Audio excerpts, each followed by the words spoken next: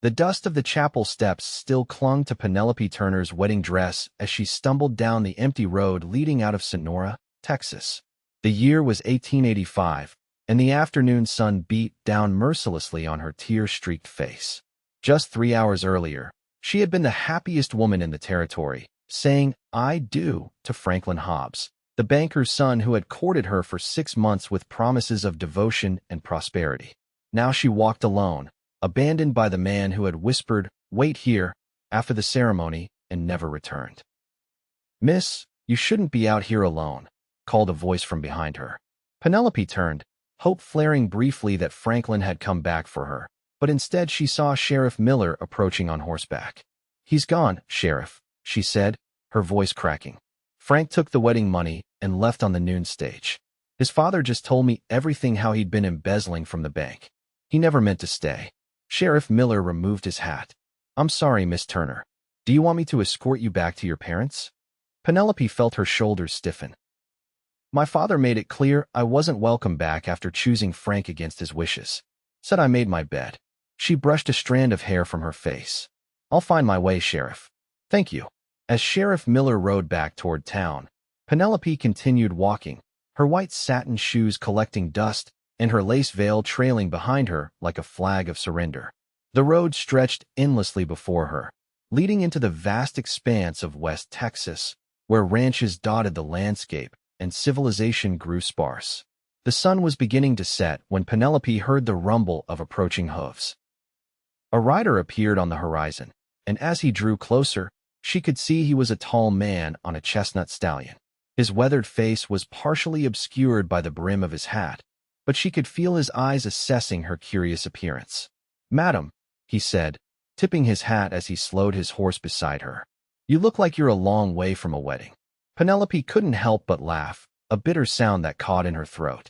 The wedding happened. It was the marriage that didn't take. The man dismounted in one fluid motion. Up close, she could see that his eyes were a striking blue against his sun-darkened skin, and a scar ran along his jawline.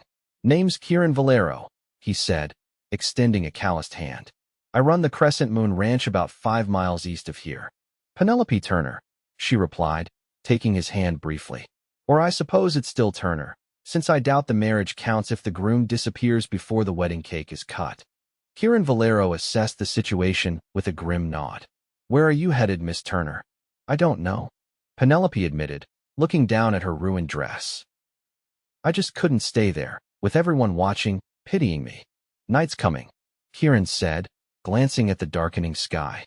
"And these roads aren't safe after dark. I've got a spare room at my ranch house. My housekeeper, Mrs. Flores, will be there. You'd be welcome to stay until you sort things out." Penelope hesitated. Going with a stranger went against everything she'd been taught, but she had few options. The alternative was sleeping by the roadside or trudging back to town to face her humiliation. "I appreciate the offer, Mr. Valero," she said finally. "If it's not too much trouble." "No trouble," he said, and offered her a hand up onto his horse. "Hold on tight." As they rode east, Penelope clung to Kieran's waist, the absurdity of her situation not lost on her. Her wedding night was being spent riding through the Texas wilderness with a cowboy she'd just met, while her husband, if he could be called, that was likely halfway to Mexico with her dowry and wedding gifts. The Crescent Moon Ranch appeared as a collection of soft lights in the growing darkness. As they approached, Penelope could make out a modest but well-maintained main house, a bunkhouse, a barn, and various outbuildings. A woman stood on the porch, her silhouette illuminated by the lantern she held. "Señor Valero," she called out. "We were beginning to worry." "Mrs. Flores," Kieran replied as he helped Penelope dismount. "We have a guest who needs some assistance." Mrs. Flores hurried down the steps, her round face creased with concern as she took in Penelope's wedding attire. "Dios mío, what happened to you, child?" Kieran answered before Penelope could. "Miss Turner has had a difficult day. She needs a place to stay tonight." Mrs. Flores wrapped a motherly arm around Penelope's shoulders. "Come inside, Querida. Let's get you out of this dress and into something comfortable." Kieran handed his reins to a young, stable hand who had appeared. "Make sure Diego gets some extra oats. He carried 2 today." He turned to Penelope. "I'll see you at breakfast, Miss Turner. Mrs. Flores will take good care of you." Penelope followed Mrs. Flores into the house, her legs weak with exhaustion. The housekeeper led her to a small but clean bedroom and helped her out of her wedding dress, skiing over the dirt and tears. "Men," Mrs. Flores said simply, as if that one word explained everything. And in a way it did. Penelope slept deeply that night, emotionally drained. She woke to sunlight streaming through cotton curtains and the smell of coffee and bacon. For a moment, she couldn't remember where she was, but then the events of the previous day came flooding back. She sat up, finding a simple blue dress laid out at the foot of her bed. After dressing and making herself as presentable as possible with the limited resources available, Penelope followed the enticing smells to the kitchen. Mrs. Flores was at the stove, and Kieran sat at a large wooden table, papers spread before him. "Good morning," Penelope said hesitantly. Kieran looked up, and for a brief moment, Penelope saw appreciation in his gaze before he schooled his features. "Miss Turner, I hope you slept well." "Better than I expected," she admitted. "Thank you for your hospitality." Sit," Mrs. Flores insisted, placing a plate of eggs and bacon before her. "Eat. You need strength." As Penelope ate, Kieran explained that he had sent one of his men into town to inquire about her husband's whereabouts. "Tom returned late last night. Seems your Franklin Hobbs did indeed take the stage to El Paso. The sheriff's wired authorities there, but—" Kieran hesitated. "But he'll be gone by then," Penelope finished. "I don't expect justice, Mr. Valero. I just need to figure out what to do next." Kieran folded his papers. "What skills do you have, Miss Turner?" Penelope considered the question. "I can read and write well. I helped my father with his business correspondence. I can sew, cook reasonably well. I taught at the Sunday school in town." Kieran nodded thoughtfully. "The schoolteacher in Sonora left last month to get married. Town's been looking for a replacement." "I couldn't go back there," Penelope said quickly. "Not after what happened. Everyone would know." "Everyone already knows," Kieran said gently. "News travels fast in small towns. But people also forget fast when something new comes along." Mrs. Flores placed a comforting hand on Penelope's shoulder. "He's right, Querida. And hiding away won't solve anything." Penelope pushed her plate away, appetite gone. "I appreciate the advice, but I think I need to move on. Maybe to San Antonio, or even further. Running away won't heal your heart," Kieran said, surprising her with his insight. "Take it from someone who knows." Before Penelope could respond, the sound of approaching riders drew their attention. Kieran went to the window, his expression darkening. "It's your father," he said, "and he doesn't look happy." Penelope felt her chest tighten. Her father, Harold Turner, was a proud and unbending man. He had opposed her marriage to Franklin from the start, claiming the banker's son was too smooth by half. His parting words to her had been harsh that she'd made her choice and would have to live with it. Harold Turner dismounted in the yard, accompanied by two of his ranch hands. Kieran went out to meet him, and though Penelope couldn't hear their words, she could see the tension in both men's stances. "Stay here," Mrs. Flores advised, but Penelope was already moving toward the door. "Daddy," she said as she stepped onto the porch. Harold Turner's weather-beaten face showed a complex mix of anger, concern, and vindication. "Penelope, I've come to take you home." "Home? Yesterday you said I wasn't welcome there anymore." Her father had the grace to look ashamed. "That was before I knew what that scoundrel had done. No daughter of mine is going to be left stranded." Kieran stood slightly apart, watching the exchange with careful eyes. "And this is where you ended up?"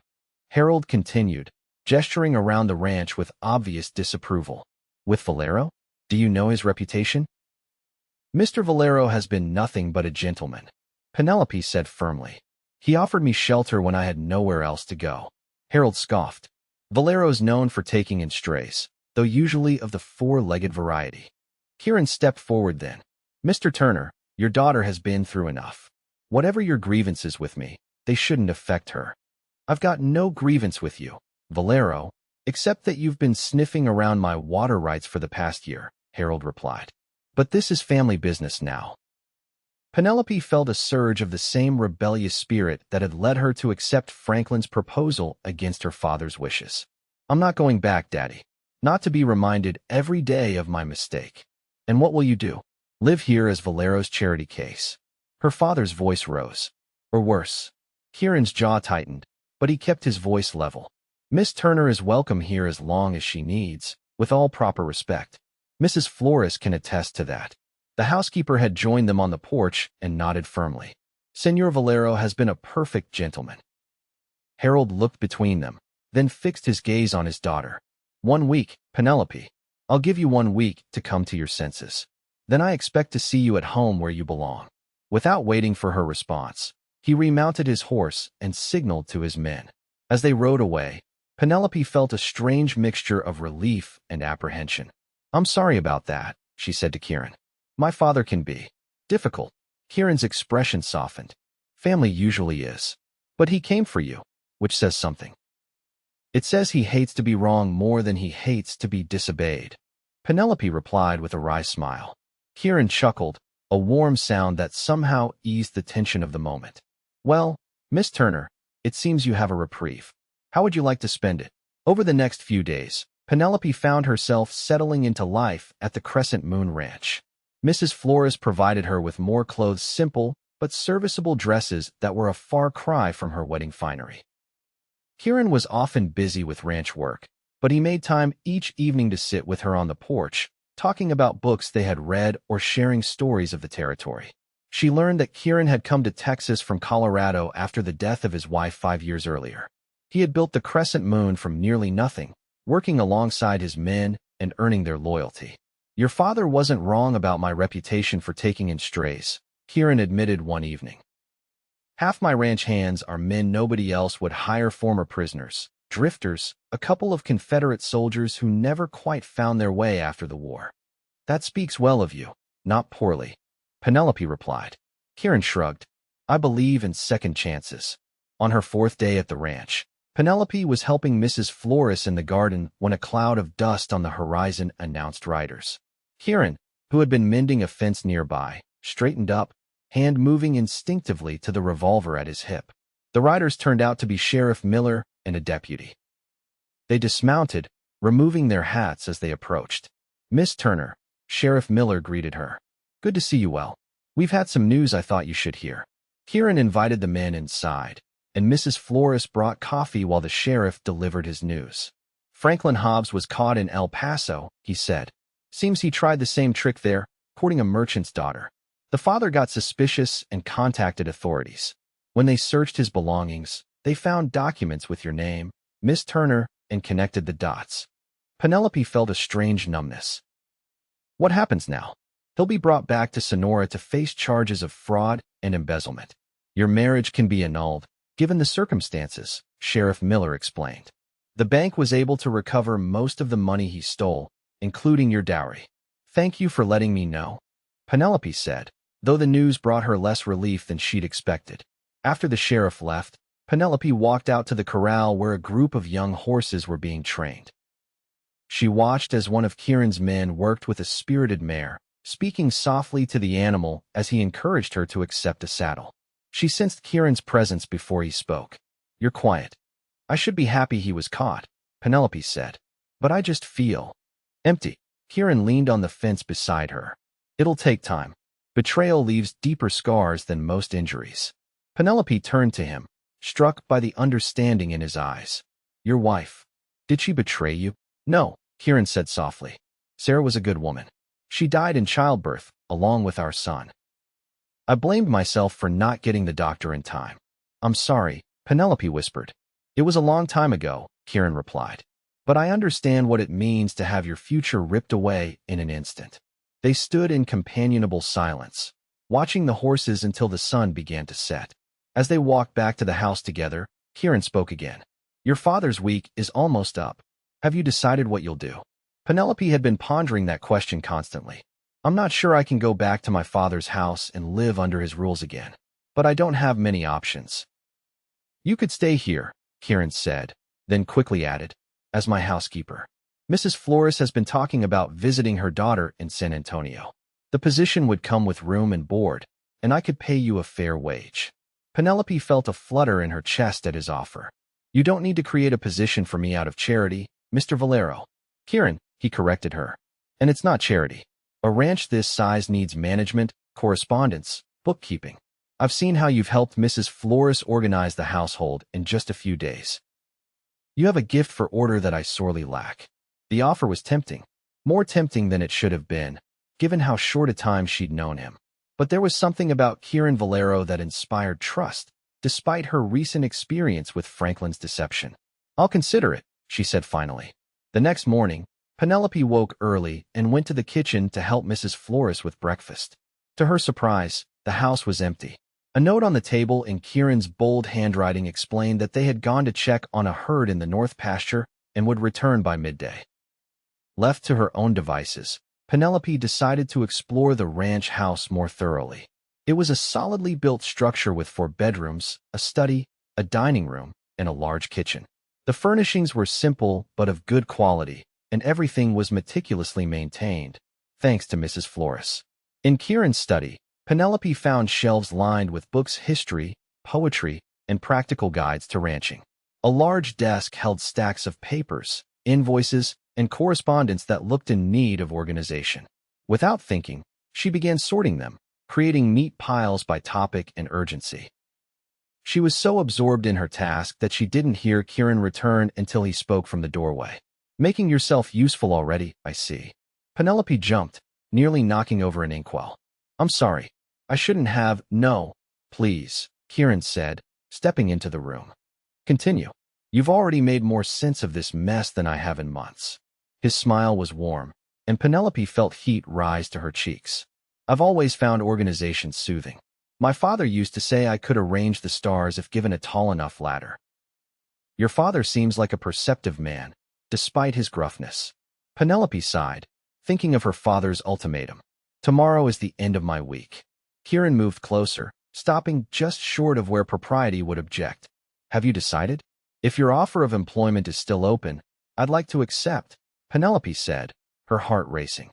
"But I want to be clear that I would be working for my keep, not accepting charity." "Agreed," Kieran said, extending his hand as if to seal a business arrangement. When she placed her hand in his, however, he held it a moment longer than necessary, his thumb brushing across her knuckles. "Welcome to the Crescent Moon, Miss Turner." The next morning, Penelope wrote a letter to her father explaining her decision. Kieran offered to deliver it personally, which surprised her. "Are you sure? He wasn't exactly cordial the last time you met." Kieran smiled as he mounted his horse.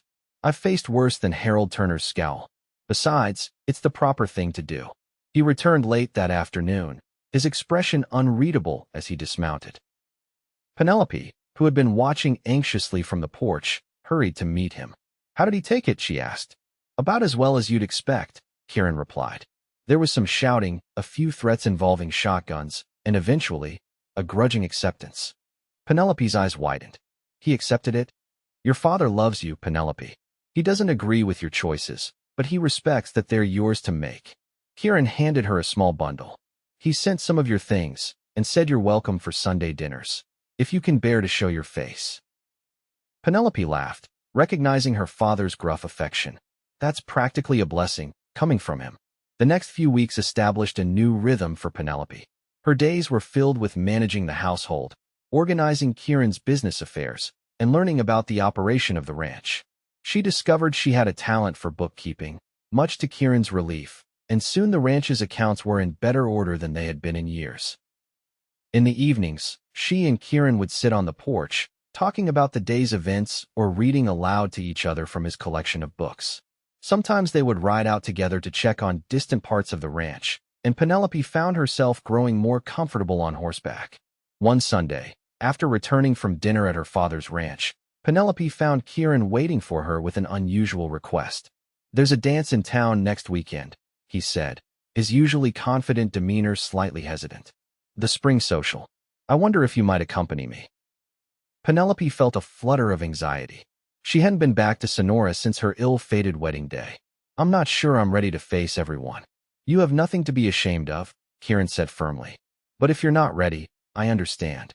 His understanding only strengthened her resolve. "No, you're right. I can't hide forever. I would be honored to accompany you, Mr. Valero." "Kieran," he reminded her with a smile. "I think after all this time, you can use my given name." The night of the dance arrived, and Penelope found herself more nervous than she'd expected. "Mrs.